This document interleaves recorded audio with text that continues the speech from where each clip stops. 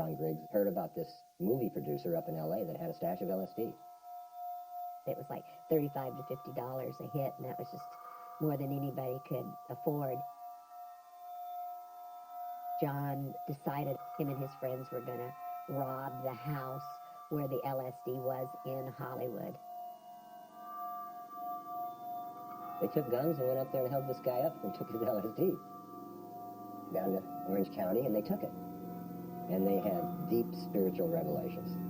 They took a lot. When John took LSD, it totally turned him around.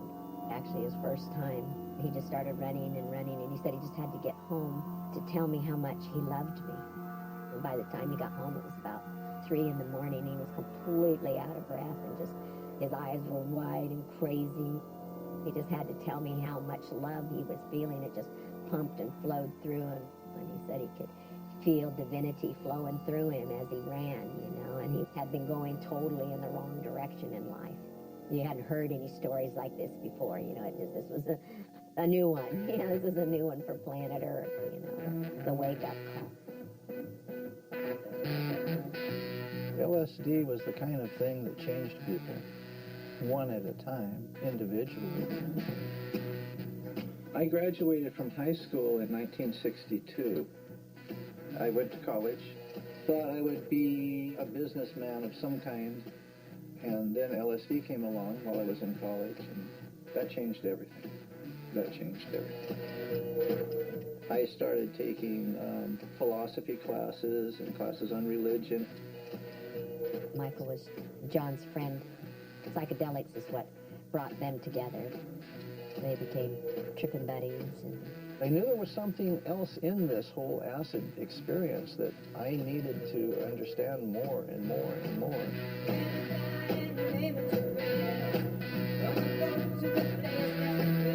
I started smuggling pot actually in '64, before I ever took psychedelics. At that time, I was building surfboards at a surfboard shop in Laguna Canyon, but I also supplemented my income by dealing a little weed. If you knew us, we were holy men, spiritual warriors. If you didn't know us, we were a bunch of drug dealers. We were both. The international business and the risks that we took. Not only risks of getting locked up indefinitely in some foreign country where they just throw the key away and forget you're there, but there was people killed in those days for possession of hash. And there we were, smuggling LSD and hash and marijuana, so we could have easily been executed. And we knew it. We did it anyway.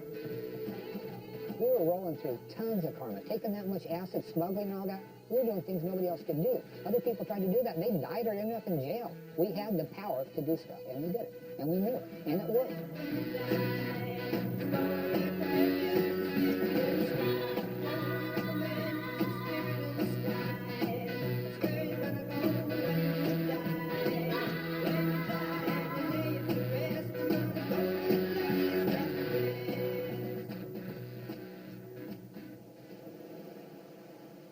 1960, I was 15. Johnny Griggs' group from Anaheim was sitting in their designated area on the beach, and Garden Grove was over here, Johnny turned around, and he just stared at me for a real long time, and it penetrated me. That was it. That was just it for me. They say love at first sight, or it's a lightning bolt or something. That is what happened to me. My girlfriends all warned me about him, that he was kind of a little bit of a troublemaker. Johnny asked me if I would go out with him, and I had known him for months and months and been already in love with him. When he kissed me, I was so shocked because he seemed so timid and he was almost afraid.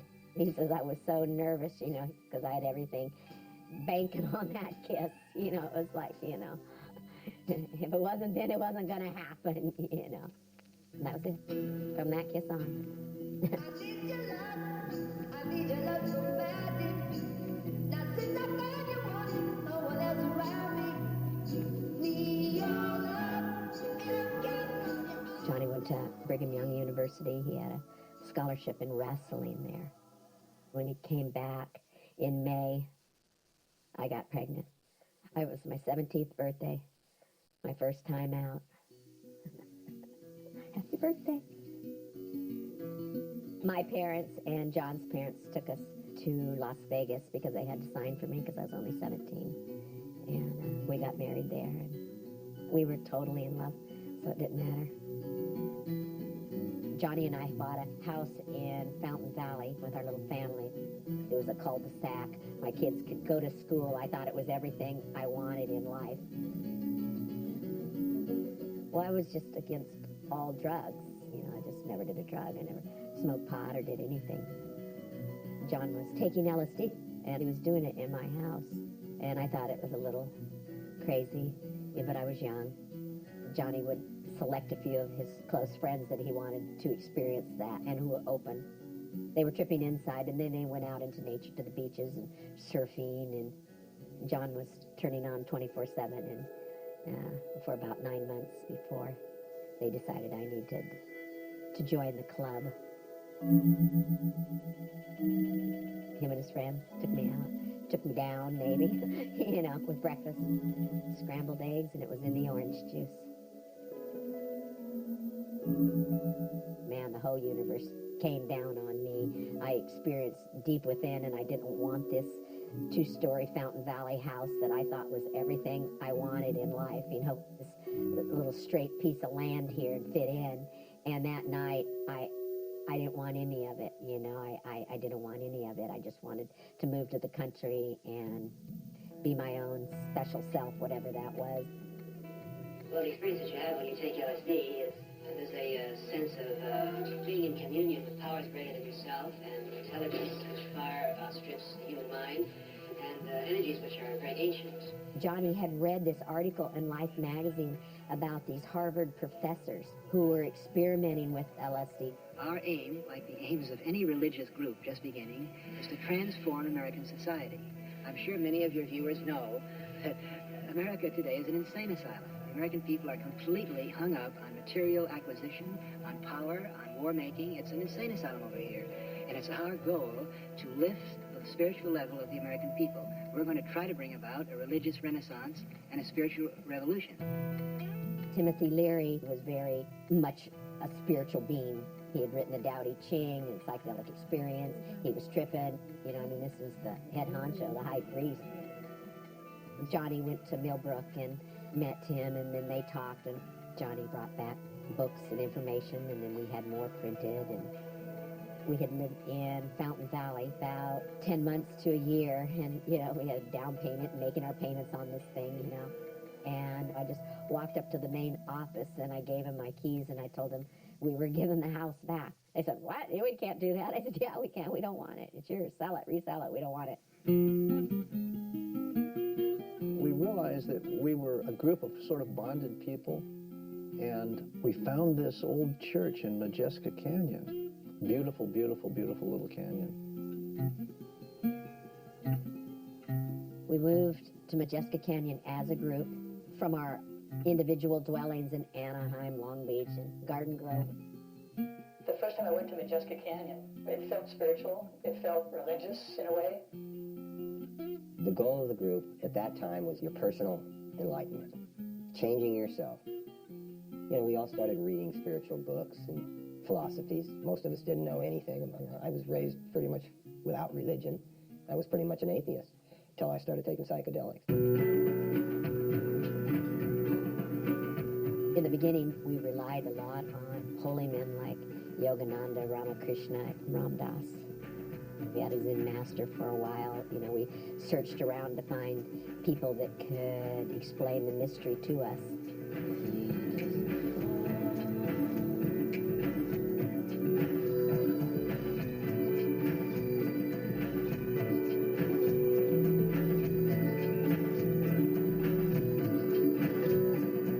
Each time we took LSD, we woke up a little bit more and a little bit more, and we surrendered to that process and to that light. John Briggs' dream was to give LSD to everybody, change the world. Hopefully everybody could see what we were seeing. There was always this tension in the world that just seemed like it would probably go away if everybody took a dose of acid, is what we thought. That's when we decided to form a church.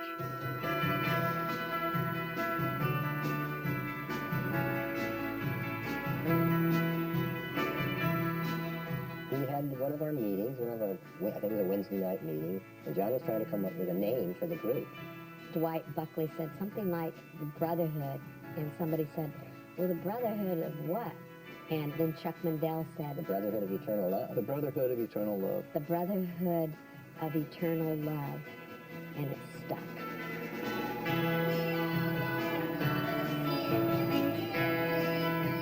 The idea was that each one of those, say 12 people, would go out and have 10 or 12 people and show them how this works. Everybody you know, go out and tell everybody, your workplace, your school, your family, anybody. Get them to take LSD with you. The obvious thing was we needed to know how to make as much acid and get it to as many people as we possibly can. We felt it was our duty to turn the world on. We really truly believe that this is our mission. We were called upon to do this. It felt like that to all of us. We said, this is what I have to do. LSD was much more expensive then. So that's hence what all the hash scams and the weed scams came through. Almost everyone was doing a scam. By a scam, we mean an operation, some sort of smuggling operation. When it came down to the real business of making this into a big business, I was the guy to do that. Michael started working very closely with Johnny. He was his kind of right-hand man. John and I were best friends. That's how I became his partner. I think like he does. I was one of the ground floor investors in a scam where we were a movie company. In those days, everything was big, and you had film canisters, and the idea was to fill the film canisters with LSD. And you can't open them, or you expose the film. I was a hash guy. Hash was my thing. Travis inspired me because he was always a go-getter, and he still is to this day. Travis used to buy weed in Tijuana, walk it up to the border, leave it, and then go through Tijuana, go back and pick it up and drive it home. He did that when he was 17 years old. Ron, my older brother, he's a pretty smart guy. Engineer kind of mind, he can build things, design things. He's very handy. You know, they always called me Poindexter because I'm really smart, but book smart. I'm street stupid. Yeah, Travis. He'll tell you. I took on the building of the vehicles kind of as a job, but it was real interesting to figure out where to put the hash. Carol was the queen mother. I mean, all the other wives looked to Carol.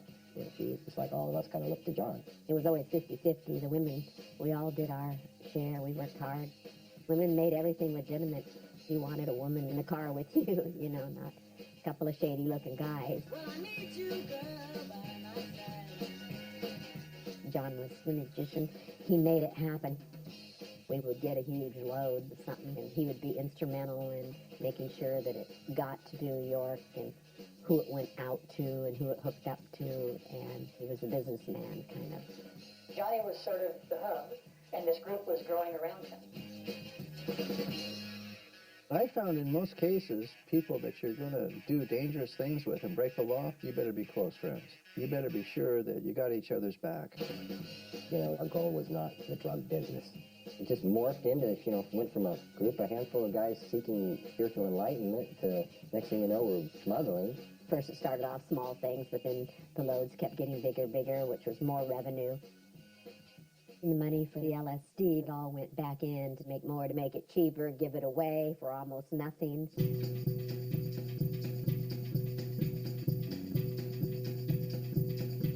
People on the East Coast pay like 5 times more money than we do on the West Coast for marijuana. So however you get it back there, you can make quite a bit of money.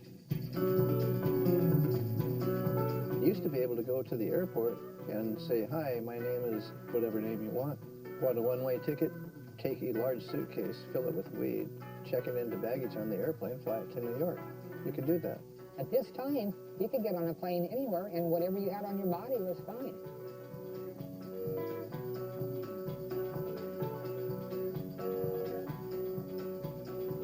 All the Afghani hash was known as the Primo, Afghani Primo. One of my reasons for exploring the hash business was I loved it so much, but it was so expensive. I mean, you had to pretty much be a dealer to be able to afford to use it. So I wanted to make it cheaper.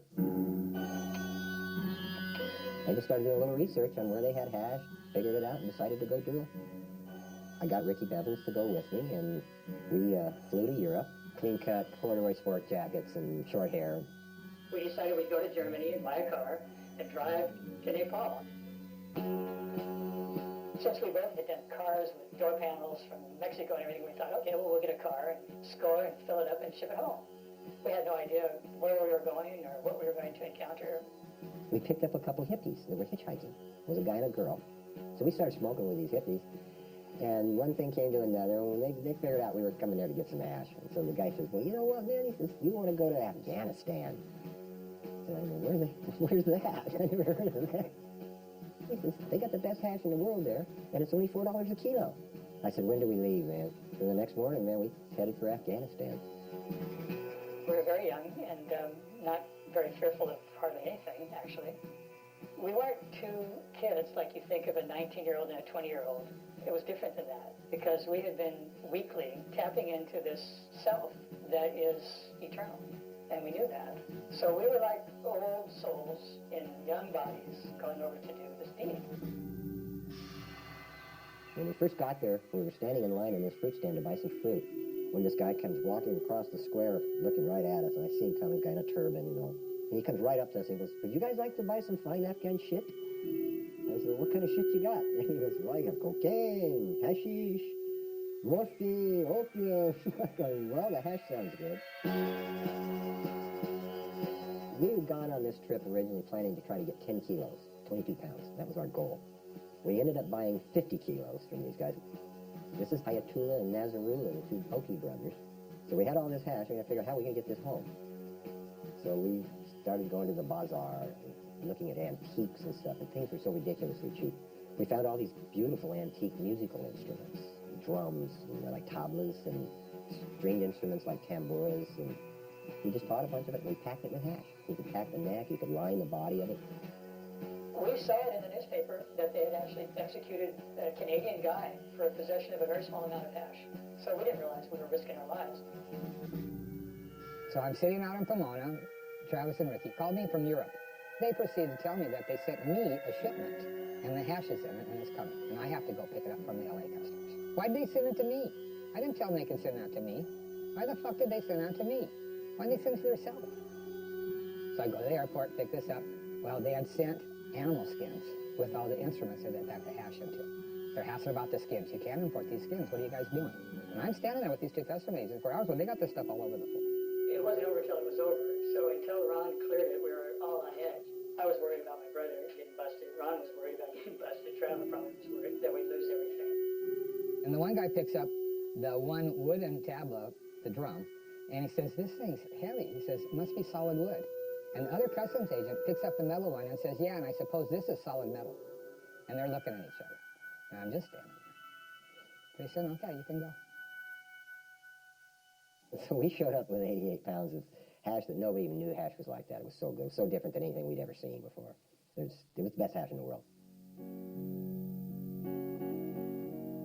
I'm in Ann Arbor at a college commune, and I walk in, and this wonderful aroma wafts past me, and it was almost like a moment, you know, that I really, to this day, I mean, how many years ago was that?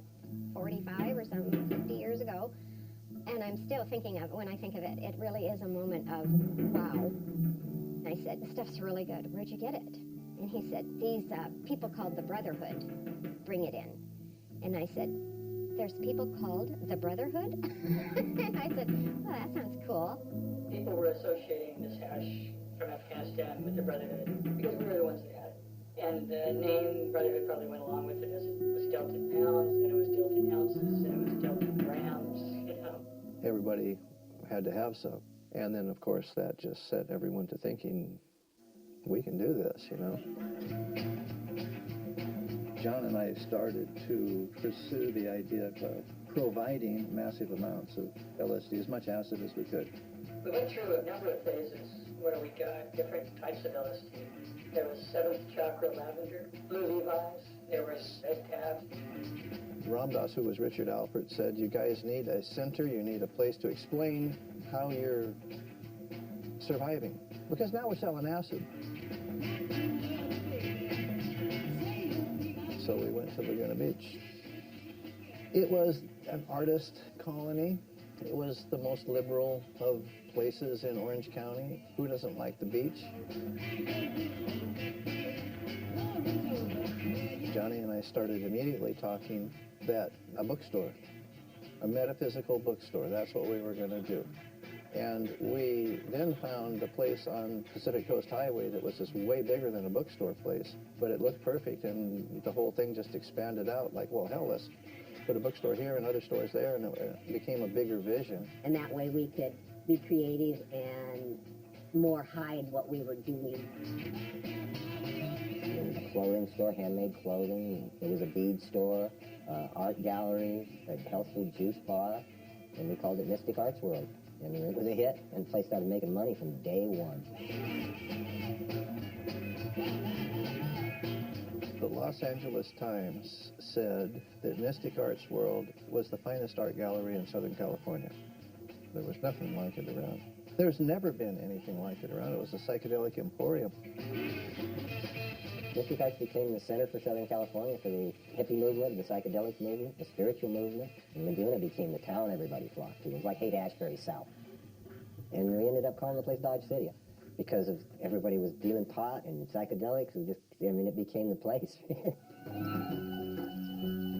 There was no law there, you know. It was the Wild West and a new frontier, you know. It was our own community. It was like the Shire, this beautiful, idyllic, little, weird community. You could just go out on the street and you'd run into somebody you knew and have a conversation or go over to their house, smoke a joint with them, or catch some waves, go surfing. It was all so relaxed and sort of utopian. Johnny used to love to take acid to surf. That was their whole thing. That's what got them all going, a lot of those surfers. You know, they called it Christ in the Curl. We had surfers meeting with all the hippies, and everybody smoked weed. Everybody took acid. Everybody did. Chuck Liddell had brought Mike Henson out to the canyon to meet us. Mike Henson was the best surfer in the world practically in the day, and a movie star kind of. This story on Black's Beach in San Diego once. We're passing a joint back and forth, and both high on acid. And Mike picked up his board, and he jumps in the water with the joint still lit. Jumps into this wave, catches it just perfect, and he disappeared inside the curl. And sitting on the beach, you can't see him, and then all of a sudden he goes flying out the back end of the wave, kind of sitting cross-legged on the back of the surfboard, and hops off, grabs the surfboard, and the joint is still lit. He said, "That's how you're supposed to do it, brother." You know, it was like, my God.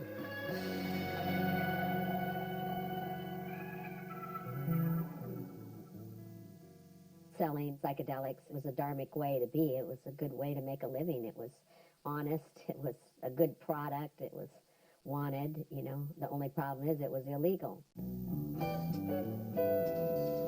Because they made it illegal, it produced commerce.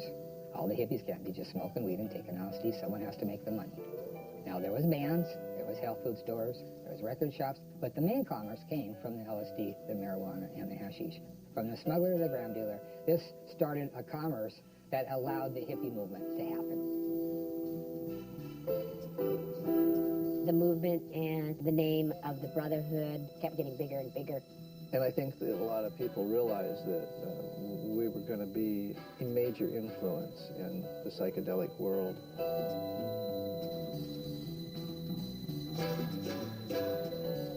I was an attorney. I'd been practicing for a number of years. We were representing a lot of draft resistors at the time and a lot of drug dealers at the time.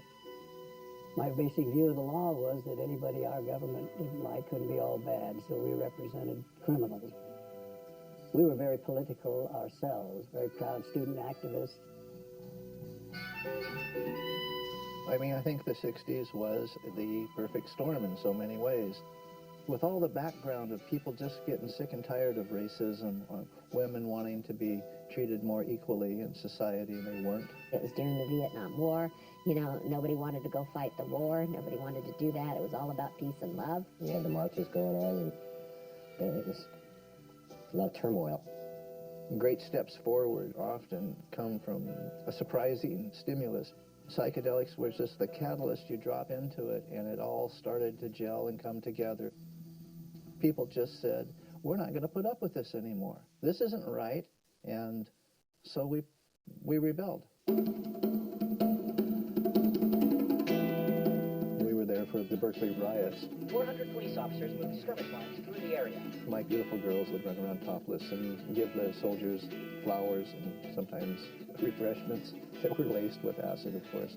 There were times when we go out and this roadblock isn't there anymore. All the guards are laying on the lawns of the houses in their uniform with their stupid-looking old bolt-action rifles, flowers in the stock, and they're loaded as they can be. And there was a time, particularly in Southern California, where word spread, it was mostly mythology. The Brotherhood of Eternal Love could take a tab of acid and with a little pair of gloves they put on your doorknob. They could put it in your drinking water. They could put it everywhere. And you wouldn't even know it hit you until you were stoned out of your mind and wondering, whoa, why am I looking into the face of God all of a sudden? We were on a mission to change the world, and we were doing it by supplying psychedelics to help change people's thinking. So it was worth the risk. It began a year ago when the so-called free speech advocates, who in truth have no appreciation for freedom, were allowed to assault and humiliate the symbol of law and order of policemen on the campus. what we were doing became political because it influenced so many people. This year I will propose a drug control act to provide stricter penalties for those who traffic in LSD and other dangerous drugs with our people. The time has come to stop the sale of slavery to the young. Their war on drugs is their war on us. Their war on drugs is war on psychedelics, things that they can't control. 20,000 young people filled the canyon outside the resort town of Laguna Beach. They came by the thousands to sleep on the ground or in their cars and campers. We were starting to realize that more and more people shared the vision that we'd had, which was great. We're thinking, oh yeah, this is really good. You know, it's spreading. It's spreading like we were hoping it would. Drugs are just an everyday part of life here. It's a special day that it's really happy in a lot of people and a lot of brotherhood. I had come to Laguna, and I wanted to get more hash. While I was there, I had met everyone, and everybody was really nice. But I was wondering, you know, where's the Brotherhood? Who's the Brotherhood? You know, they're supposedly the people who get this, and I actually had kind of paid for that connection. So I didn't want to go through other people. The rock lovers keep coming. They leave their cars and walk. The last of 66, 67, and into 68. Laguna was like an anthill. And just these hippie types just buzzing around. I'll never forget my first time I actually parked there, and I walked down at sunset. It was about 7 o'clock at night, and I looked out there, and as far as you could see both ways, there was more potheads down there smoking, watching the sun going down, cross-legged, home, home. And I'm just thinking, you know, nothing. I guess this is just a free, wide open place, but this is bull. Marijuana is a felony. All these other drugs are a felony. And, you know, I'm going to make it my business. The orders of the police department at that time was, we're going to write as many tickets as we can write, and we're going to make as many arrests as we can. That's all there is to it. When we opened up the shop, and then people started coming from all around and hanging out on the sidewalk in the front there and smoking pot and getting busted, it just slowly sort of built up, that notoriety, which brought people like Purcell to start trying to observe us more closely, you know, behind the bushes and stuff, watching. By now, we had a reputation that the Brotherhood can move it. You know, whatever it is, if it's good, it's pure, we can move it. The cops used to come in there trying to rouse people and bust people, and it was just a big game of cops and robbery. Neil Purcell pulls into Dodge City, you know, and we were smoking the hookah at one of the hotels. He came running in there all by himself. You're all under arrest, and somebody pushed him into the swimming pool in his uniform, and we grabbed the hookah, and everybody left. By the time we got out of the pool, nobody was there, and he fucking hated us. In those days, you know, most people would really bow to authorities' rule, and but we didn't. We refused to behave, or even to pretend to behave, we refused to. You know, it was just like in your face, no, we're going to be the way we are. We were getting stoned, we were smoking dope, taking acid, pursuing a spiritual life.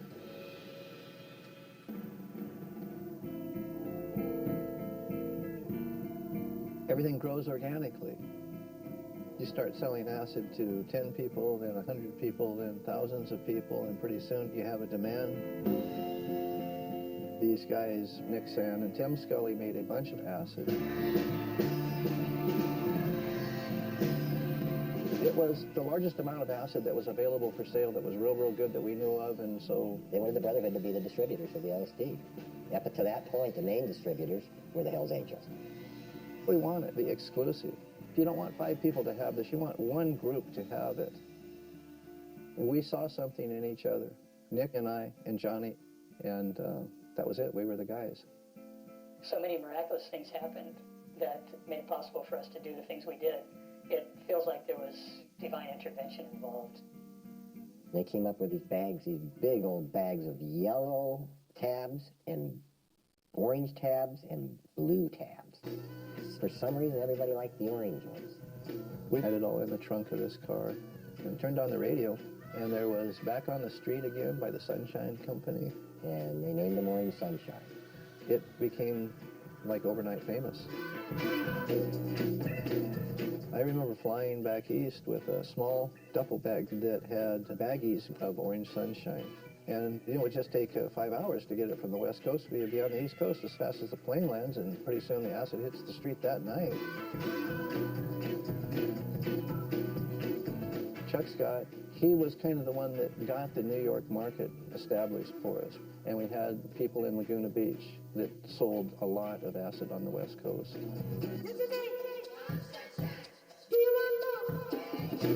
Orange Sunshine became synonymous with the Brotherhood. It became a household name damn quick. Sunshine was far more popular than, say, Window Pane and Purple Haze or other things that were around. The Grateful Dead was always in love with the Brotherhood because although their music was great, it was even greater with Orange Sunshine. People in Hollywood were interested. People came from all over. Acid, sunshine. It was happening in San Francisco, it was happening in Amsterdam, and England, and Germany. The kids all over the world got this LSD at the same time. Paul, how often have you taken LSD? 4 times. And where did you get it from? So, I mean, if I was to say where I got it from, it's illegal and everything. It's silly to say that. It was in every city there was, and it had a name, the Orange Sunshine. I took some acid, and they were these little orange pills. Were they barrel-shaped? Yes. Okay, right. You did some Orange Sunshine, Peter.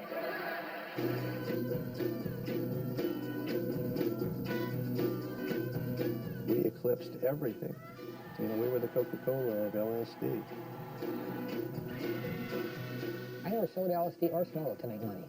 Ever. I can honestly say that. Most of us said, hey, the LSD should be free. That was John's dream. John's dream was everybody get LSD for free. He used to say it should be in gum machines on the corner. When more money came in, it didn't matter to us. The money just afforded us to try to make more acid. Nobody was living out high on the hog and had Cadillacs or fancy cars. I mean, drove my old pickup. People maintained the same spiritual values. We just got bigger, and it just made the machine grow in an organic way. We made a lot of LSD, a whole lot of it.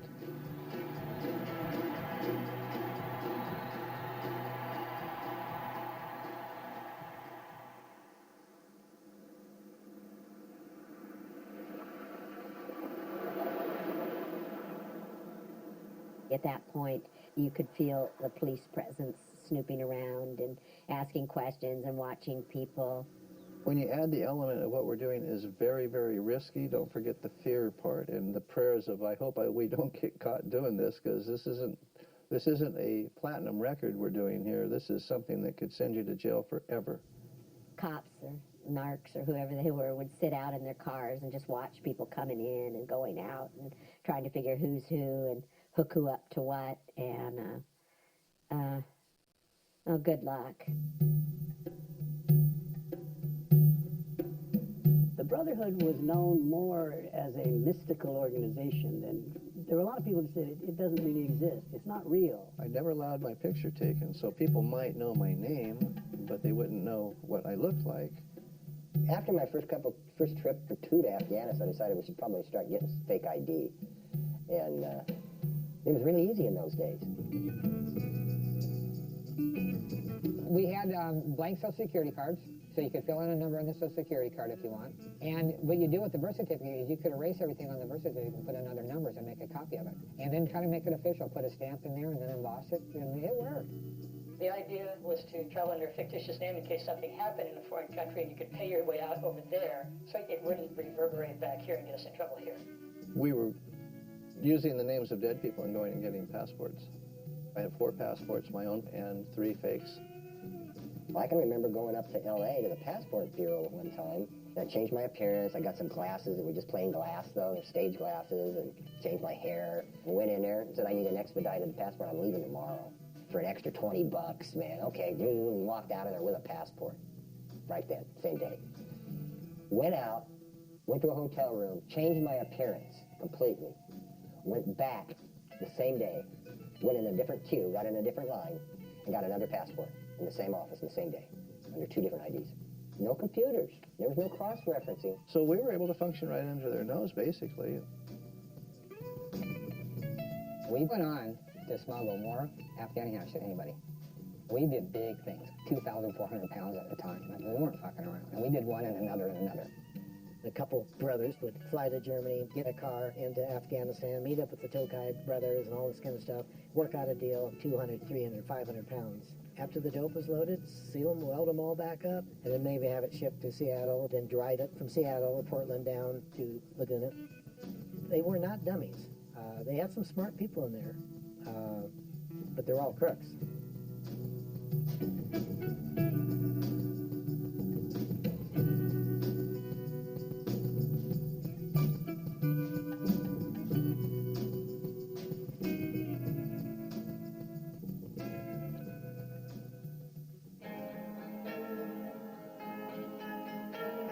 Winter of '67, Timothy moved to Laguna. He came out and joined us. Tim saw in the Brotherhood an actualization of his own dreams, of his own imagination, and he loved it, and they loved him. Timothy was a focal point, a spiritual focal point that was necessary, and he was brilliant, and his spiritual insight was profound. You know, John Griggs was a holy, holy, holy man, and Timothy had a big influence on John Griggs, but John Griggs had a bigger influence on Timothy Leary. Timothy Leary looked up to Johnny as a spiritual being. They both had the same vision and the same dream to turn the world on. The energy was moving so fast at that particular time. It got to a point where if somebody had some LSD or some pot or some hash, and they said this was from the Brotherhood, that's all they needed to say. It would be sold quick. It was starting to slip into a different gear. Dodge City had been taken over by more hippies and rocking and rolling, probably crazier than ever. More and more people were peripherally involved with us, and then you started hearing people saying, oh, you know so-and-so? I'd say, no, I don't know that person. Well, they're Brotherhood members. It wasn't for the whole anymore. It was a group of a bunch of smugglers that were together. That's a whole other thing. That's kind of a business in a way. Police were starting to go, oh my God, this is getting out of control. You know, they're having big public meetings with a few thousand people showing up. The game we were playing before was just cat and mouse, and we were always winning. Things got a little more serious after that. They just wanted us out of there. Laguna was tired of the hippie scene. Mystic Arts World was torched by the elders of Laguna Beach. They arsoned our store. They threw a firebomb through the fucking skylight, and the smoke damaged everything, and it was way too hard to reopen. The writing on the wall was very clear to everyone. It was probably that those days were over. The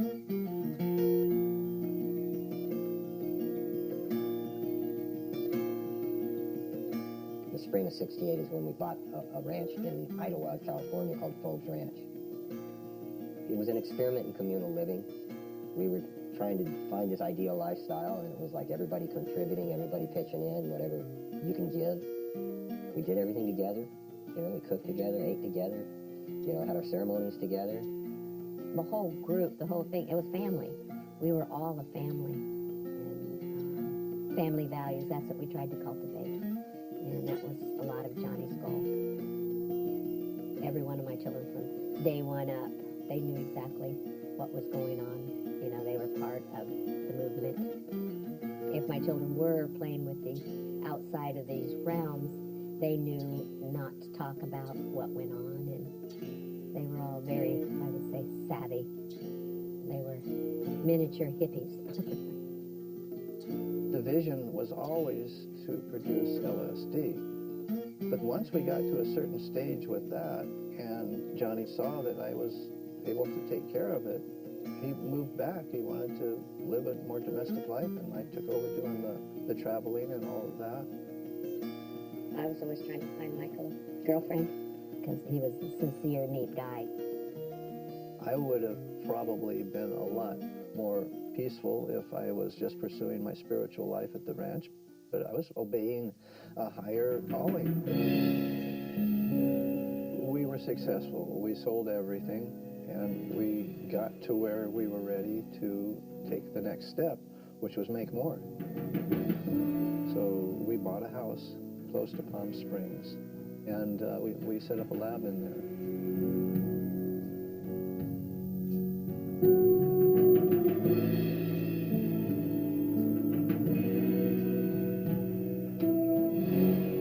Everybody took off to Afghanistan to do these scams, but we're tired of doing these Volkswagens and getting 400, 500 pounds in them, right? So we find the finest motorhome we can. I go out to Pomona, we buy a Lazy Days, and we get this guy Al that was in prison, a Mexican welder. And he does the car just like we want. I put stash places everywhere. There was probably 10 different places to stash. We did 1,300 pounds an hour. That was the first big one.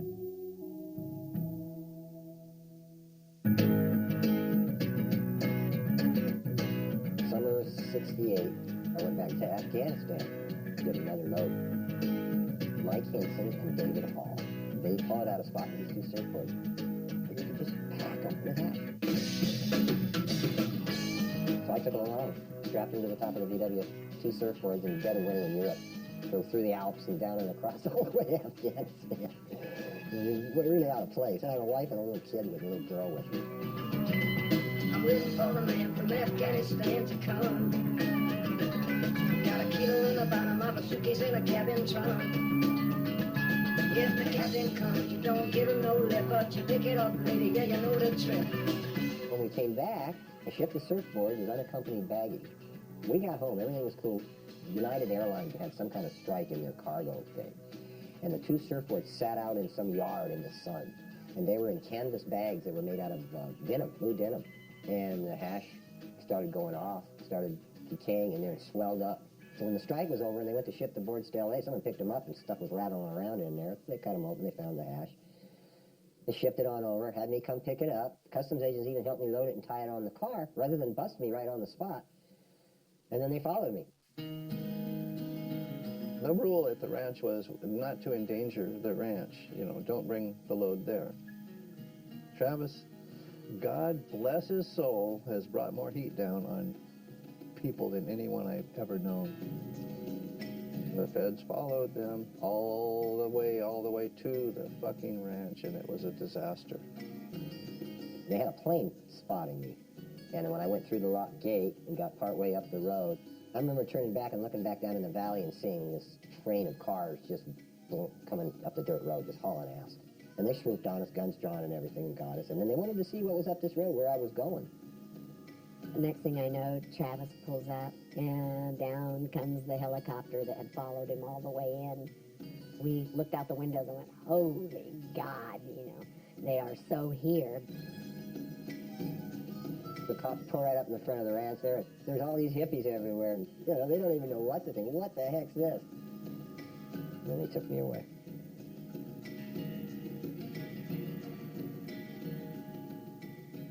Everything was blown. Now passports were checked, what was shipped back, the surfboards, what was in them. I mean, everything, now they know. Now legal things are starting to happen. A lot of money that was earned went into legal defense for whoever it was that was in trouble. We were a family, you know, nobody suffered. Timothy Leary and a small contingency of people from Millbrook came to live at the ranch. Timothy's philosophy is Taoism. Taoism wants you to stay down, stay in the background, behind the scene. And when Timothy decided to run for governor, it was almost against everything he'd been teaching us. I'm going to run for the governorship of the state of California. I think that we need a new party, and by party, I mean party. We, like, what? This guy sitting in the teepee next to the pear tree in the meadow at our ranch should not be running for governor. Johnny and I, when we got back to the teepee, we both cried because something had changed. It wasn't going the direction that we wanted. We had this engagement in the real world out here because we were trying to change it, but we didn't want to be governor, you know. I might have to put suits on and dress up like I'm straight, but I don't mean I have to be straight. John Lennon wrote Come Together as Timothy Leary's campaign song. People hear that on the radio all the time now. That song plays, well, that's a theme song for Timothy Leary's governor race. He was going to run against Ronald Reagan as governor. Let the kids get high. As a matter of fact, President Nixon, why don't we all turn on together? At the time, the government probably feared Tim Leary more than they feared anybody. Nixon thought that dope dealers were among the worst criminals on earth. We must wage what I have called total war against public enemy number one in the United States, the problem of dangerous drugs. That was the beginning of the end. That was when they decided to target Tim. They're going to get him one way or the other.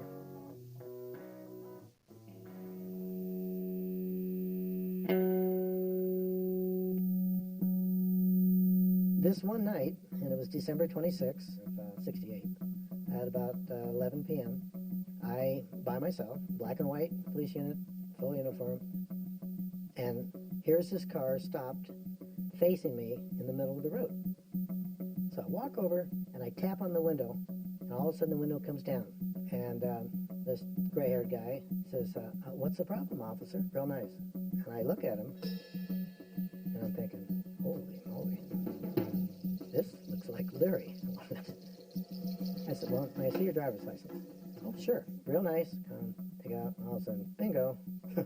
Timothy Leary, 1230 Queens Street, Berkeley, California. I said, well, Mr. Leary, I smell the odor of burned marijuana, which I did. I tell Leary, step out of the car. This is the narcotic investigator. Step out. Well, he is just coming unglued. You don't have probable cause.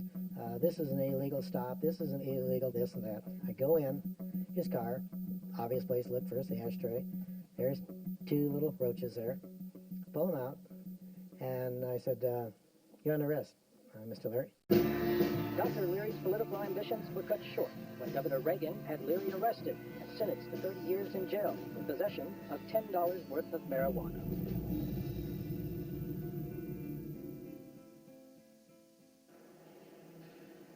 Tim was in prison, and we were taking his appeal. He had been arrested in Texas, bullshit charges. He was arrested in California twice, again, no real charges. But he was a political person whom they feared, and they would do anything to get him off the street, get him into prison, and try and shut him down. Timothy was a spiritual leader, and to keep the path going of Orange Sunshine, we did the outrageous other option that no one thinks of, prison break. The first thing that we did is looked at the prison that Timothy was in and started working with this guy on the inside. What is the best way to get out of here? That was over the fence, just a straight up over the fence. There was a place that was perfect to go over, the way the trees were situated. The road was virtually right fucking there. And Timothy needed to start doing pull-ups and things so he had better upper body strength and could get his ass over that fence. I remember talks around the table in the main house, who was going to fly him from here to there. And this went on for 6 months or 9 months or something.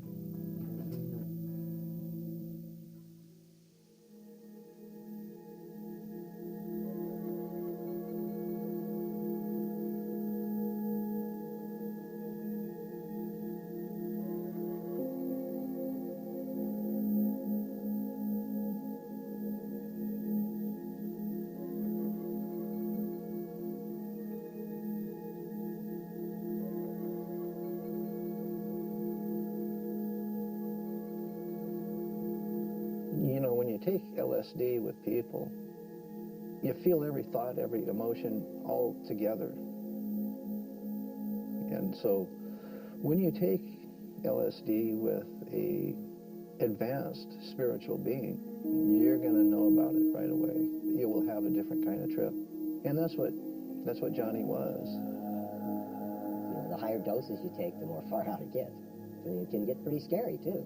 You know, John was always there for when it got really heavy. John would be the guy that could reassure you, grab your hand and just touch you, make the bad stuff go away, just in his presence. God always chooses unlikely things. You know, holy men are not always what you really might think of.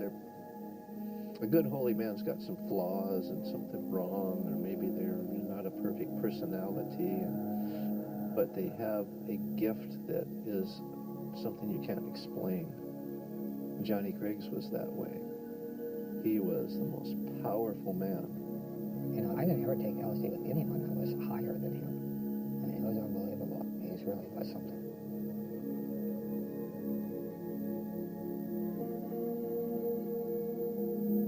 We were in our teepee up at Idlewild Ranch. And Johnny wanted to give thanks to the universe. And we got things ready in the teepee and food prepared and our firewood stacked and stuff, and we were going to have a session. My mother and father and grandmother had all come up, and they took the children with them. So it was just Johnny and I. I took the mescaline, and I thought Johnny did. I had no idea. It hadn't been very long, maybe an hour. Johnny says something feels not right to me. I said, what do you mean? I said, I feel just fine. And he said, well, I didn't take what you took. He says, I was testing this new stuff that had just been given to him. When Johnny decided that whatever was happening to his body wasn't right, he said, call out, because other people in their teepees were going to trip that night also. It was going to be a group thing, but we had started early. So we stayed together most of the night, but he was physically struggling, which I had never ever seen before. At one point, I was walking out the TV door, and he said, stand there for a minute. And I stood there, and he said, I do believe you are the most beautiful thing I've ever seen in my life. And just then, like, I don't know, it was like electricity went through me. You know, it was, I felt like he was saying goodbye. And I just panicked, and I said, Johnny, please. I said, please don't leave me. I mean, if that's what's going on, I don't want to be here without you. You know, he was my teacher, my lover, my best friend. He was my boyfriend, you know. And he said, Mama, he said, we got it made. The sun just came up, and he fell forward.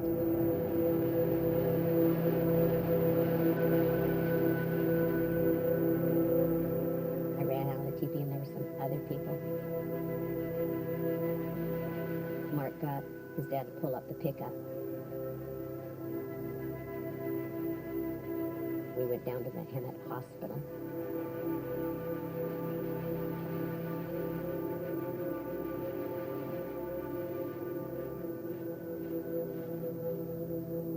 Mark and I, we got a hold of Michael.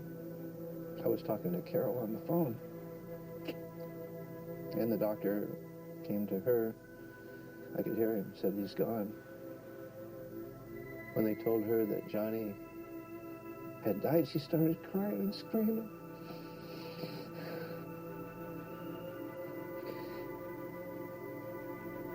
I handed the phone to Mark, and Mark said, you know, it's true. Michael couldn't even accept it. You know, none of us could. We were not prepared. Boom. The teacher was gone. He took the psilocin, and we don't know what happened. I had taken it many times. We had all taken it before. So I took some, because I figured, fuck it, I'll go with him. I don't know. I wasn't sure what to do. It didn't kill me. It didn't kill me. He was only 26.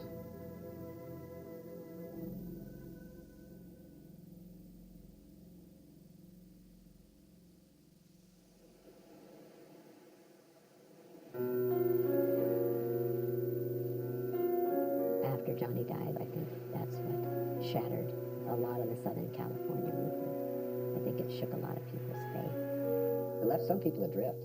Some people didn't have enough of their own, know who they were themselves. So many people relied so much on John that it left them adrift. A lot of people split at that point. After John died, I think they scattered. The brothers sent me over to Hawaii. They got a big house there. I just remember in my mind it was hell being in paradise.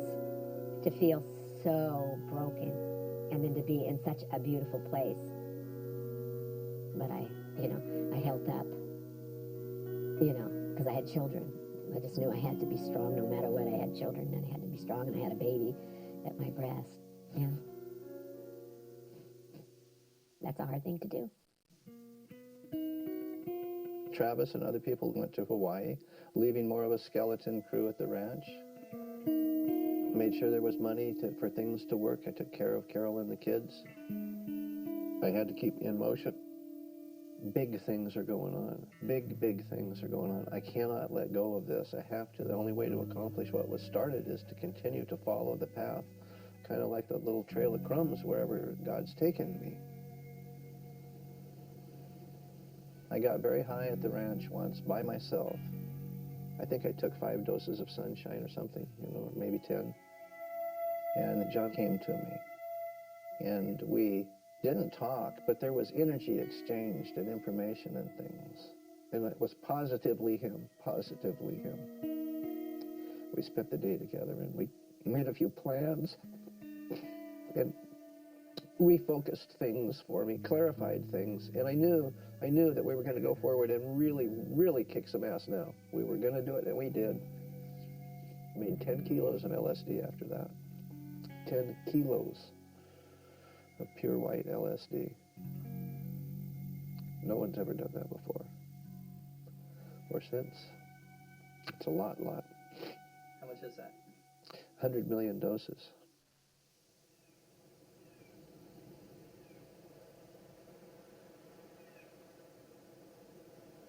Most of the meetings about planning Timothy's escape were all done at the ranch.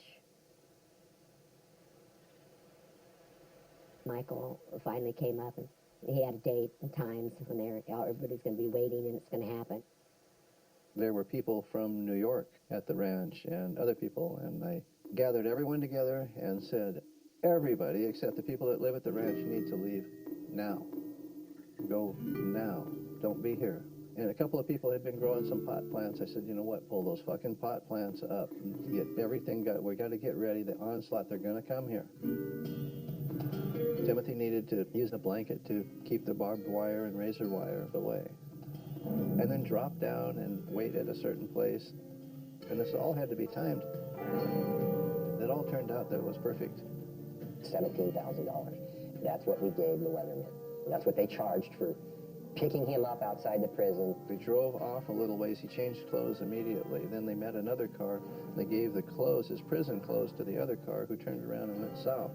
They went north with Timothy, where there was a motorhome that took him to Canada, and they split from there. Dr. Timothy Leary, formerly of Harvard, now known as the high priest of the drug cult, escaped during the night from the California men's colony at San Luis Obispo. Apparently, he simply walked out of the minimum security prison.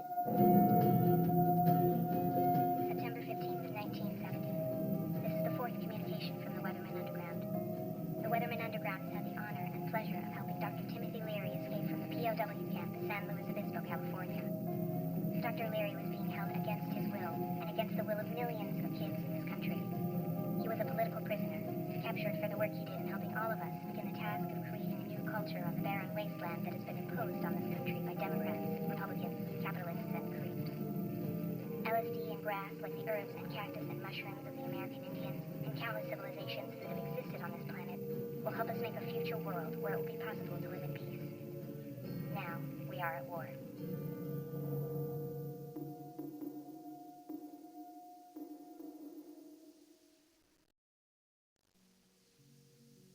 I had this little short fling thing in life. This man from New York, and he wanted to wine and dine me, take me to Jamaica, me and the kids. And I considered just taking off and just go to some foreign country and drop out for a little while. And Michael had come up with some really beautiful, gorgeous woman. She was French or Moroccan. She had an accent, the looks. She was just so fabulous, you know. I felt jealous. I didn't know what the feeling was because I'd never felt that before. I never had to, you know, like that. And they went off and looked at the waterfall and tripping, and I told my girlfriend, you know, I said, God, why do I feel this way? Why do I feel so anxious and torn that he's all gone off and with this woman, you know? And I said, I don't know. I said, I think I love Michael. I was with someone on the top of the mountain that was my lover for a while. And I loved this woman. I loved her a lot. But I realized just like a bell went off that I loved Carol. She was the only woman I wanted. I just wanted Carol. I mean, I just knew it. Boom. I said, I'm going to do everything I can. I'm going to come back here. And I'm going to try to get her to marry me. When he showed up at the ranch with his little suitcase, you know, I was in the kitchen and I was hand squeezing oranges, making oatmeal for the kids. And all of a sudden he appeared and said, I just came up to tell you that I loved you. Told Carol, I got to have you, baby. You know? And I said, my God, you know. I mean, I had no idea he had those kind of feelings for me, you know. And I said, well, I was thinking about running off to Jamaica. And he said, my God. He says, what about me? And I just looked at him and said, yeah, what about you? You know, I'm totally in love with you. I was just trying to escape somewhere, you know. He threw a kiss on me, and we've never been apart. Shortly after that, we got married.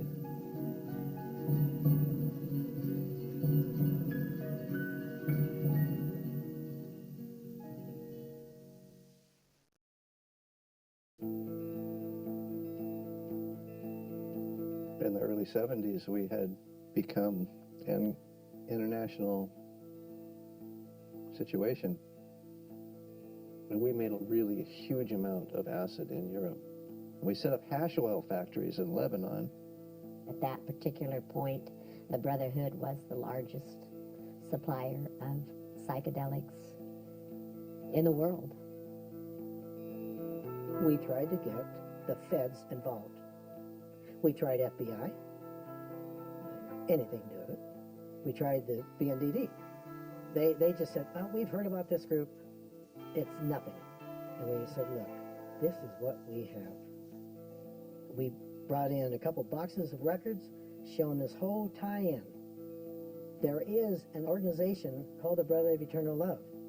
Yes, it's incorporated as a religious organization, but within that organization is this core group of big-time buyers and distributors.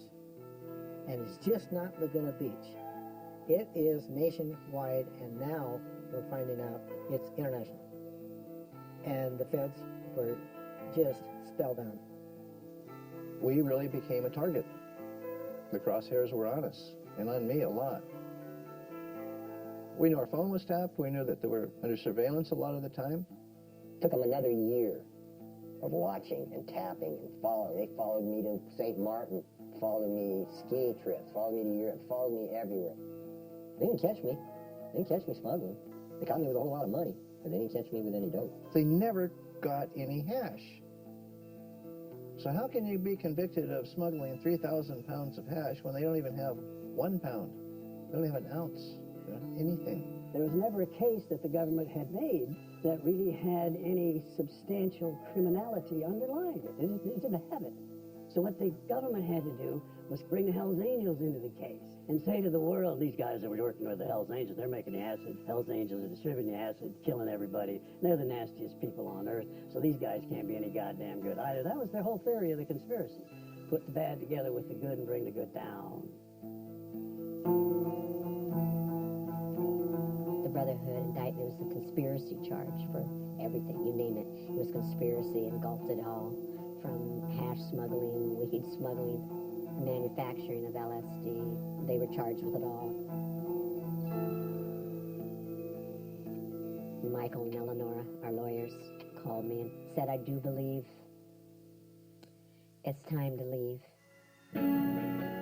Over the weekend, in a concerted multi-state raid, federal authorities captured members of the international drug smuggling ring, the Brotherhood of Eternal Love. When the indictment came out, it was like, they hit everywhere and got everybody at once. It was like, bam, you know, everybody was busted. They were busting my ranch. They were busting Chuck Scott's house. They were busting Jack Harrington's house. They were looking for Gordon. They were going after everybody, man. Federal, state, and local narcotic officers arrested 15 of 29 persons indicted by the Orange County grand jury. Authorities seized $7.9 million in drugs and 2 LSD laboratories. At the time, it was an unprecedented, coordinated effort among the feds and all the local people, California, Oregon, Hawaii. The news people were all over it. They were going to put us down once and for all. Mark Stanton and Russell and his wife and kids, everybody had kids, and me and Carol and all, didn't know what to do, so we went to the Barnum and Bailey Circus. And we just sort of stayed there all day. We could be anonymous in it. And we saw the first show, and then we saw the next show, and we would sometimes go out to the car and listen to the radio a little bit, see if we could hear anything else. 3 more members of the Brotherhood of Eternal Love have been caught in an overnight raid by authorities in Orange County, California. 14 members of the Brotherhood, including Dr. Timothy Leary, remain fugitives. Authorities... That was it. That was the day that it was over. You know, everything that we had known before that was pretty much finished. We just ran. We all just ran and hid with our kids. We were all separating and going different places to hide out. The pre-dawn sweep in Northern and Southern California, Hawaii, and Oregon netted 1.5 million LSD tablets, 30 gallons of hashish oil. Somebody warned me that they knew where I was and they were coming to get me. So trial site left. They left that afternoon. And we flew from there to Belize. And then from Belize we took a bus. And then we switched our IDs as we crossed the border. We went into Yucatan with new ID. Michael and I went to the Caribbean. We just bought tickets, paid cash, gone, no record, nobody. Went to the Bahamas and Cayman Islands, and we ended up in Jamaica. We were underground for sure. We had to change our identity, but we were good at that. We were like chameleons, whatever the situation called for it, you know. Be straight, be not straight, you know, be whatever we needed to be. Our children, you know, they all kept their first names. And, you know, they knew if somebody asked them questions, they just don't answer certain questions. They don't know. They're just kids. I had to change their original transcripts into a different name so we had records to get them into school. The future was uncertain. I did not know when we went to New Mexico what was going to happen. I bought some jewelry equipment and stone cutting equipment, and I started making a living with that.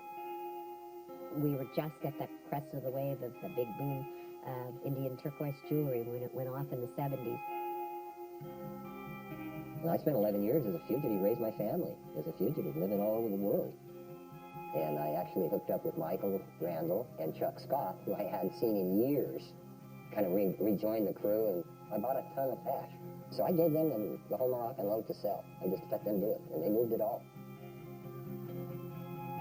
We were in the studio one day, and the phone rang, and it was from Travis, and I could hear the conversation, Michael talking to him, and something inside me just knew something was wrong.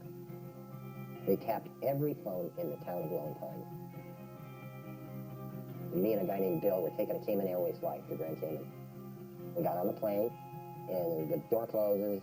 The plane pulls away from the gate, goes about 3 feet, pulls back up.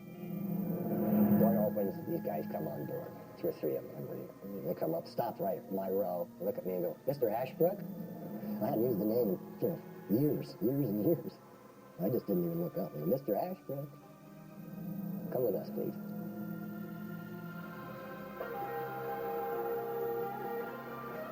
I had met this guy through Chuck Scott from the East Coast who had been bringing in Pakistani hash on airplanes. And he had somebody in the airport in New York that would clear it.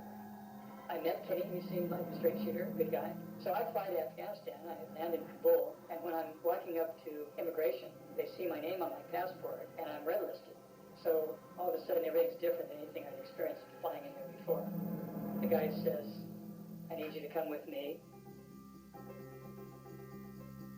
I was on the run for about 10 years. After I got back to America, when I was back in California permanently, I didn't have any ID for probably 8 years. One day, I'm moving Wendy up to Northern California, and I've got my big pickup truck, and it's filled with her stuff where I can't see behind me. And I pulled into this liquor store, but I kind of missed the entrance to it. I had to back up, but I couldn't tell if anything was behind me, and I couldn't see him. So I backed the truck up, and I pulled around, and I pulled into the little convenience store, whatever market was there. And I jump out of my truck, and I look back, and my car's like this, and the cop car is parked right there, and he's got his window down, and he's going like this. And he tells me, he says, well, you almost hit me back there, you know that? And I said, I know. I said, I couldn't see, but I said, I didn't hit you, right? He said, no. He said, you really came close, though. And he says, let me see your license. And I told him, I kind of hemmed and hawed.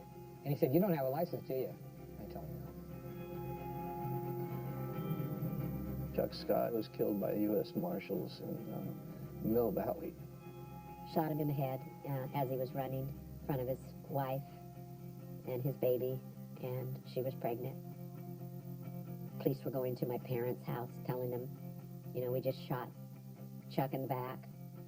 You better tell us where your son and daughter are, you know, because when we find them, we're not going to ask questions. We're going to be shooting.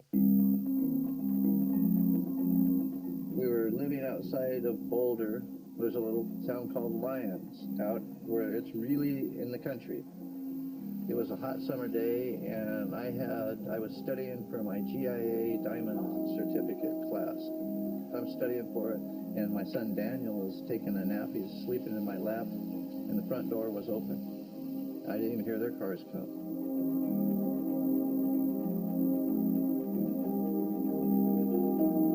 We were down in this lower part of our house. It was like a sunken room. I stood up, and I looked out, and I could see all these men surrounding our house with rifles. I went over, and I said, honey, they're here. And he said, who? The kids are back from the beach already? I said, no, they're here. I made Michael promise me that he would not panic and run. They came charging in, pointing 45s at me, and I'm trying to tell them I have a child in my lap. You know, be careful. They allowed us to hug and kiss. They handcuffed him. That's when they drove away.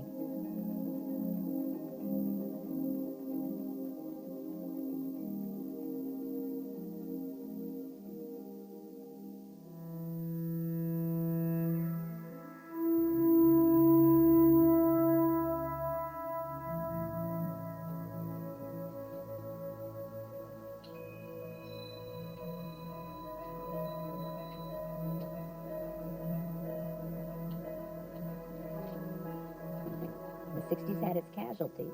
It wasn't just a clean ride for everybody. And I know that better than anybody. But through all trials and tribulation and suffering, we never ever lost faith. There was too much at stake. We were a unit, and whatever we went through together as a group, as a couple, as a family.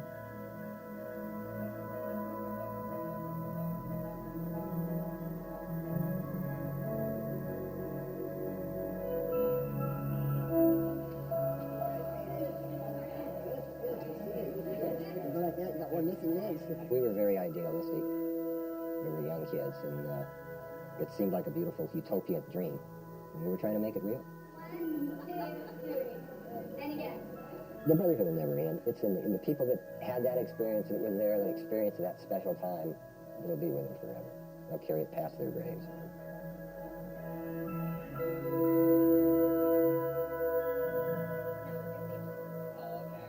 We don't have Social Security. We have nothing. If I don't pay my rent next month, we're on the street. There probably isn't one of us that can say the other guy owes him $500,000. But I imagine if he paid the $500,000, he paid the half, that would all there would be, it would be even in the end. Because everybody's got a story. But we don't care. It isn't like somebody else burned us or took anything. We're bros. We don't care. It all's a wash. We're here. We love each other. Awesome, dude. I'm happy to spend a day with you. Because things don't change. Those things don't change. Once you really are the same and one and brothers and real friends, it doesn't matter. Time can't space friends. You just are.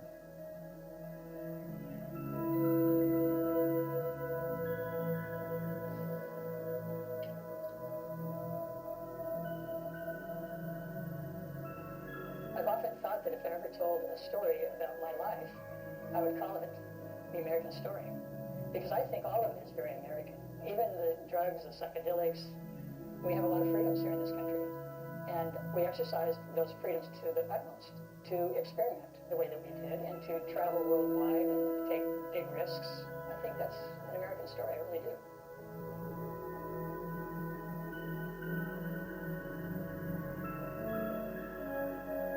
It's hard for people to believe that Eleanor and I could have lived through the times we lived and never been afraid.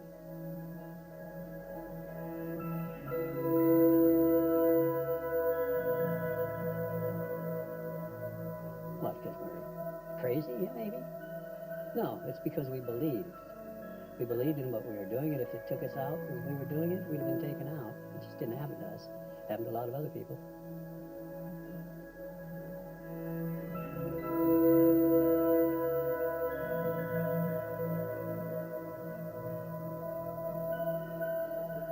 We were outlaws, yes. We broke the law, you betcha. Laws were wrong, we have to break them if they're wrong because we had a goal of wanting to turn on the world.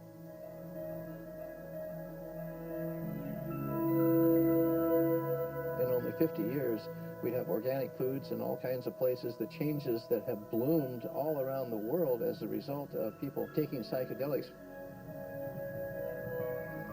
I know for sure that Steve Jobs took sunshine. I know positively that the guy that discovered the double helix DNA was high on acid, and I'm pretty sure it was sunshine.